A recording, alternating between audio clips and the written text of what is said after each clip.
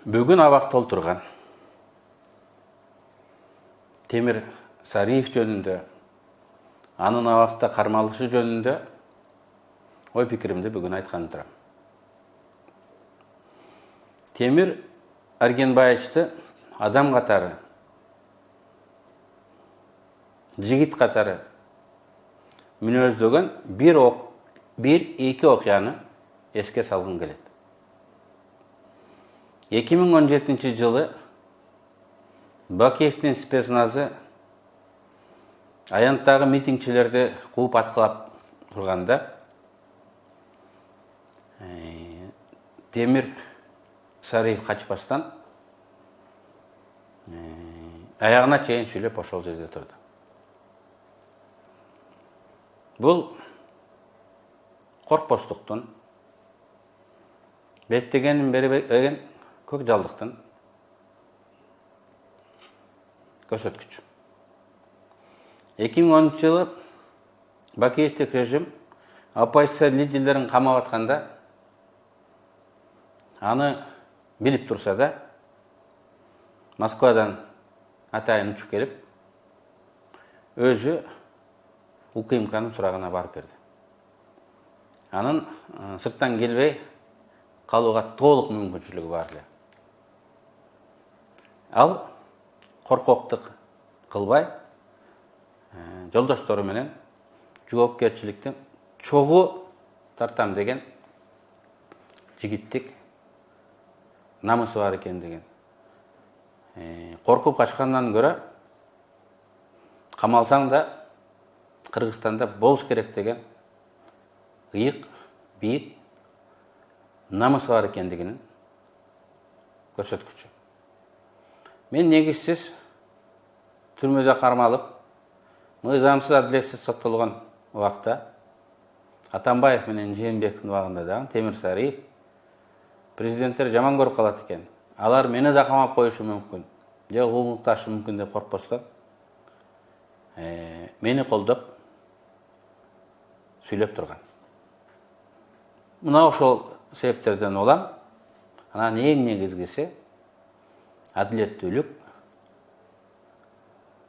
принцибин карманып, Темир Сариевдин камакта олтурушу жөнүндө оюмду айтууну өзүмдүн парзым деп эсептейм.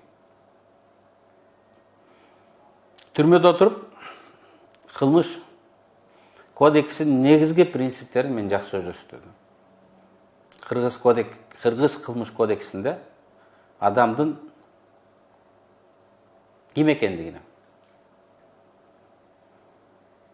жараша сот да, прокурор да, эгер соттолуп кеткен болсоң, түрмөдөгүлөр да ошого жараша мамиле кылат. Темир Сариев көрүнүктүү коомдук мамлекеттик ишмер. Жигитти намыс өлтүрөт, коёнду камыш өлтүрөт дегенде, ал намысын бийик тута турган статус бар. Качан адамды камайт? Ал оор кылмышка шектелип, качып кетиши мүмкүн дегенде аны сотко чейин убактылуу камакка алат. Темир Сариев качып кетпей тургандардан экендигин өзүнүн өмүрү менен, иши менен, аракети менен көргөзгөн.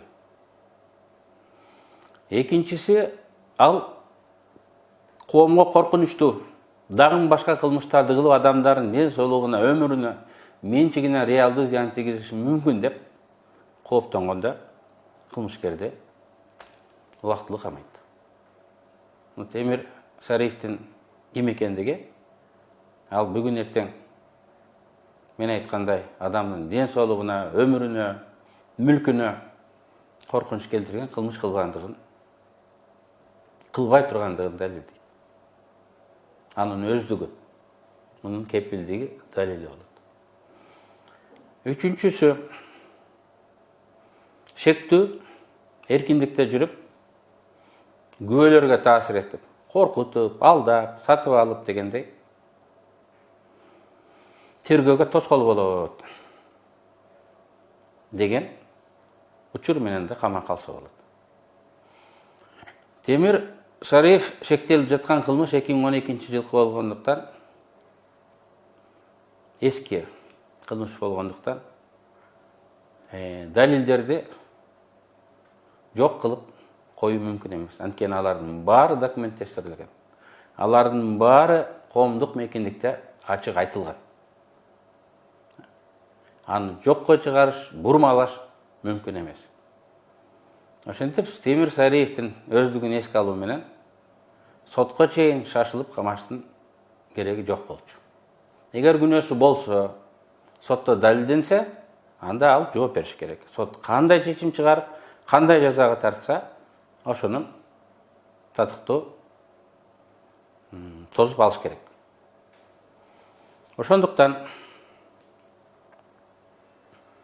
сот жакында, соттун кийинки инстанциясы Темир Сариевдин башкаруу чарасын карайт. Ушул жагдайларды эске алыш керек.